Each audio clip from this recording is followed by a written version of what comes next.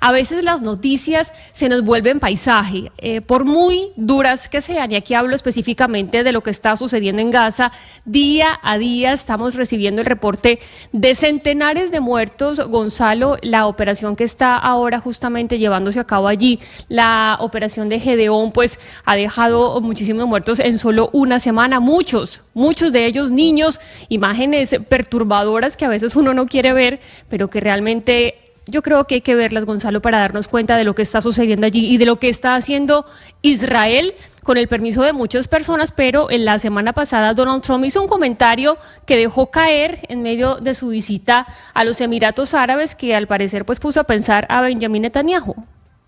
Pues Jennifer, hay varias cosas. Yo sé que ese tema a usted le da la importancia necesaria que tiene que darle.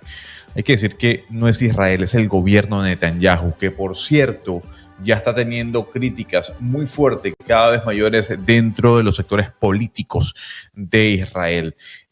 A ver, la situación es la siguiente. Netanyahu ha llevado a cabo, y su gobierno con las fuerzas de defensa israelíes, esta operación Gedeón. Una operación básicamente, Jennifer, que busca bloquear la entrada de ayuda humanitaria, de comida a Israel. ¿Para qué? Para que de alguna u otra manera el Hamas, el grupo terrorista Hamas, no acabe teniendo la oportunidad de despachar, de controlar esta ayuda humanitaria. Netanyahu habló el día de hoy, Jennifer, y dijo que Israel va a controlar toda Gaza y va a evitar el saqueo de Hamas sobre esa ayuda que Israel está permitiendo entrar en esa zona. Ha dicho Netanyahu que no va a ceder, que su país y sus fuerzas de defensa no van a ceder para lograr el éxito.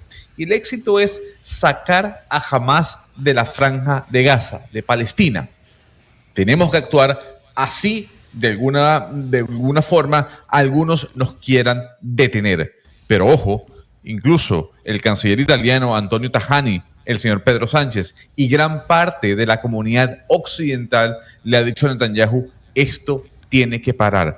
Estamos hablando, Jennifer, de que esta operación Gedeón de bloqueo de ayuda humanitaria lleva más de marzo, abril, mayo, vamos a 3 meses en donde no se puede obtener ni alimentación ni insumos básicos para los hospitales, porque todo es controlado por las fuerzas de defensa de Israel. Esto, repito, como medida de presión a lo que ha dicho Netanyahu para acabar con Hamas y su control dentro de ese territorio. Para que nos entendamos, Gonzalo, estamos hablando de 2 meses y medio de bloqueo total, donde Israel pues no ha permitido la entrada de ningún tipo de ayuda humanitaria, y por eso de ahí las fotografías de niños desnutridos que están preocupando incluso a los aliados de Benjamin Netanyahu. La presión internacional, pues de una u otra forma aquí con Donald Trump se comienza a sentir. No es claro cuándo va a permitir esa entrada básica, porque dijo que era básica, de esta ayuda humanitaria, ni tampoco cuándo va a ser, pero a él lo que le importa es que no se dañe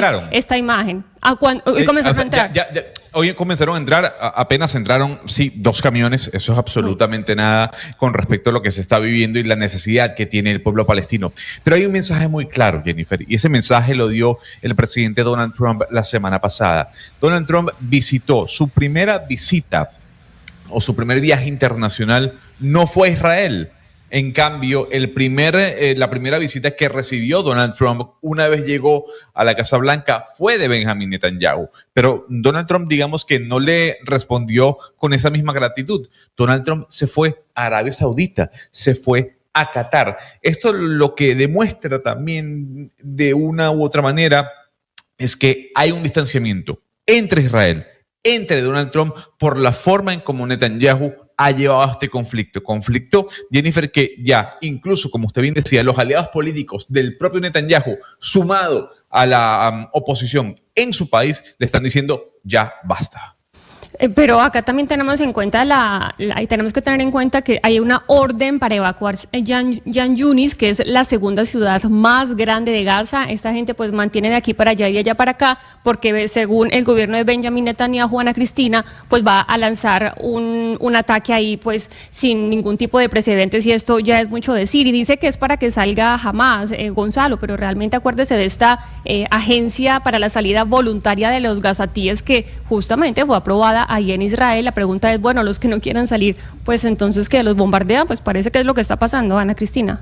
Lo que pasa es que esa advertencia, Jennifer y oyentes, pues se haría a personas que estén en la capacidad de huir, pero ellos no están en la capacidad de huir porque son personas que están sin absolutamente nada y se están muriendo de hambre. Y le voy a dar, porque es que lo que se está argumentando siempre es que los datos que se dan es del Ministerio de Salud de Hamas y bla, bla, bla. No, le voy a dar datos de la ONU y de Médicos Sin Fronteras. Según la ONU, están al borde de la hambruna en Palestina.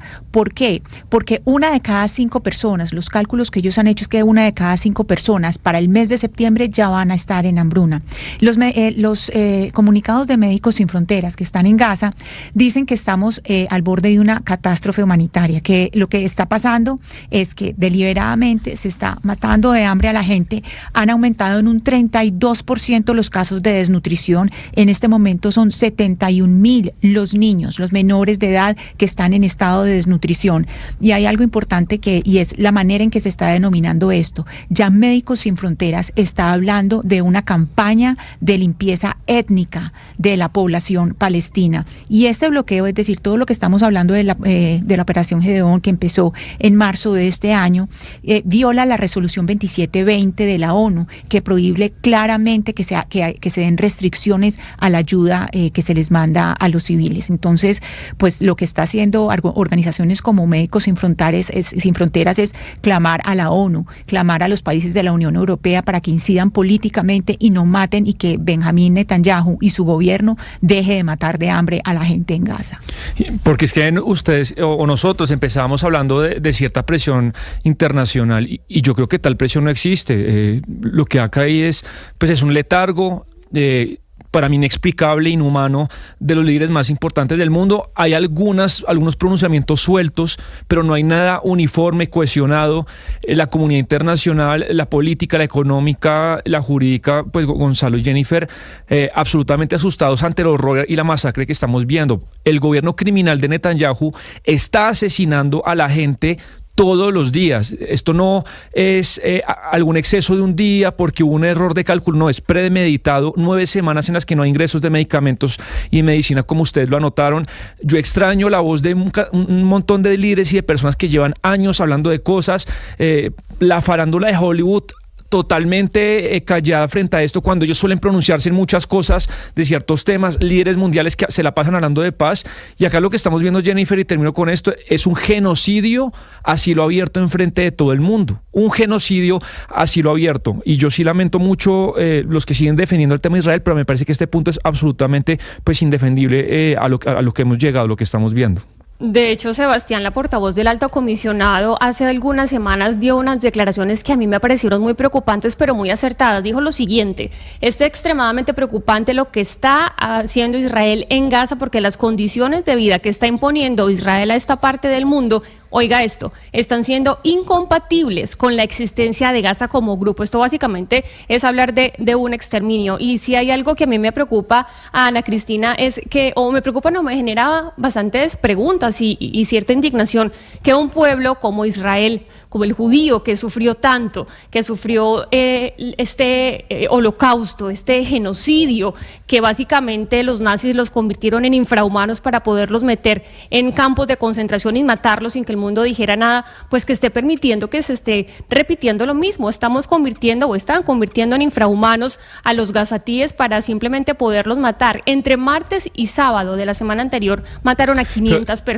Bien, Jennifer, una última cosa que me faltó anotar, y es porque algunas personas replican, bueno, y es que Hamas y los terroristas, a mí me parece obvio, pero toca decirlo, yo creo que ningún criminal, por importante y peligroso que sea, vale más que la vida de niños inocentes. Es que ninguno lo vale. Y Occidente, de alguna manera, con su memoria, con sus instituciones, todos nos hemos puesto de acuerdo en que algunas cosas no se pueden hacer. Yo creo que todos hablamos de qué pasó en los 70 en Argentina y creo que todos sabemos que hubo un terrorismo que no se puede aceptar, o lo de Pinochet en Chile, un montón de cosas. No entiendo por qué Occidente no ha llegado a un consenso en decir que lo que está pasando en Gaza es un genocidio y no puede suceder. Creo que ese consenso no existe todavía. Pues fíjese, Sebastián, que el mismo Papa León XIV, antes de su primera misa, lo primero que hizo fue decir: recen por Ucrania y por Gaza, por quienes están en Ucrania y en Gaza. Y hay que aclarar una cosa, que no es todo Israel, no es toda la población de Israel, esto es el sionismo. El sionismo es el que está en toda esta arremetida desde de lo que pasó en octubre. Y en ese sentido, yo me di cuenta, Sebastián, que usted ayer tuvo un intercambio en redes sociales con alguien que le decía, cuando usted criticó precisamente lo que está pasando en Gaza, alguien le dijo: es que usted quiere que maten israelíes o que quiere que maten judíos. No, es que esa no es la línea argumentativa que hay que tener. Por supuesto que está mal que hayan matado en octubre, que hayan matado los israelíes en octubre del año antepasado, ya no me acuerdo, que en octubre haya habido ese ataque a Israel. Eso es absolutamente inaceptable, pero el hecho de estar denunciando todos los días lo que está pasando en Gaza no quiere decir que uno esté promoviendo que se maten otras personas. No es así. Se puede hacer lo uno y lo otro, y no se puede decir que es todo Israel, porque muchas protestas ha habido en Tel Aviv, en Nueva York, de personas que son judías y que están diciendo: en Gaza está ocurriendo un genocidio, y que no están de acuerdo con lo que está haciendo el gobierno de Benjamín Netanyahu. Gonzalo.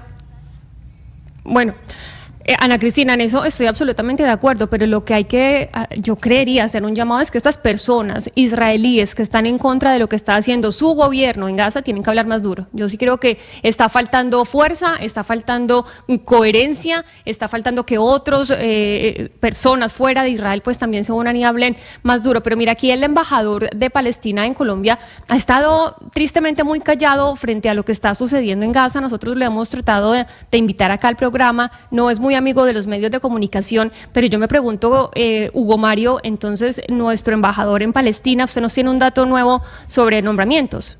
Está confirmado, Jennifer. Se había rumorado hace algunas semanas y finalmente la presidencia lo confirma. El exalcalde de Cali, Jorge Iván Ospina, va a ser el primer embajador de Colombia en Palestina en la historia. El presidente ya lo ha ratificado, será el representante diplomático en Ramala, y obviamente Ospina ha estado muy activo en sus redes sociales hablando sobre la situación de Gaza. A propósito de lo que ustedes hablaban, dice hace 2 días el exalcalde Ospina: mientras tanto la mayoría de los países occidentales mantienen un silencio cómplice frente a la situación de Gaza y las condenables acciones adelantadas por parte de Israel. Cita un artículo del periódico El Espectador. Ospina dice que ese artículo refleja exactamente lo que está ocurriendo: más de 500.000 gazatíes al borde de la muerte. En cuestión de días estará ya Jorge Iván Ospina representando a Colombia en Palestina, Jennifer.